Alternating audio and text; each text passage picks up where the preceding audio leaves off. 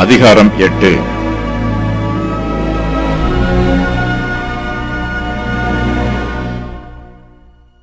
இஸ்ரவேல் புத்திரர் மறுபடியுமாக ஆயிக்கு விரோதமாக யுத்தம் பண்ணி கர்த்தருடைய கிருபையினால் ஆயி பட்டணத்தை பிடிக்கிறார்கள். இதற்கு முன்பு இஸ்ரவேல் புத்திரர் ஆயி பட்டணத்தோடு நடத்திய யுத்தத்தில் அவர்களுக்கு தோல்வி உண்டாயிற்று.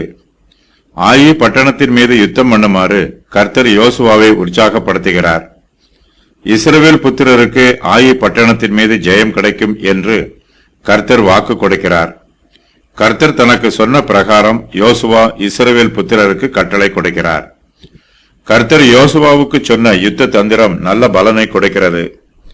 இஸ்ரவேல் புத்திரர் ஆயி பட்டணத்தை பிடித்து அந்த பட்டணத்தில் உள்ள புருஷர்களையும் ஸ்திரீகளையும் பட்டய கருக்கினால் சங்கரிக்கிறார்கள்.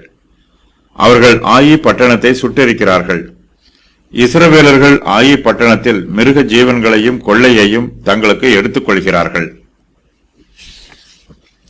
கர்த்தருடைய நியாயப்பிரமாண வார்த்தைகளை யோசுவா கற்களிலே பேர்த்தெழுதி நியாயப்பிரமாண புஸ்தகத்தில் எழுதியிருக்கிற சகல வார்த்தைகளையும் இஸ்ரவேல் ஜனங்களுக்கு முன்பாக வாசிக்கிறார். இஸ்ரவேல் புத்திரர் கெரிசீம் மலைக்கு எதிர்ப்புறமாகவும் ஏபால் மலைக்கு எதிர்ப்புறமாகவும் நின்று யோசுவா வாசிக்கிற நியாயப்பிரமாண வார்த்தைகளை தங்கள் செவிகளால் கேட்கிறார்கள்.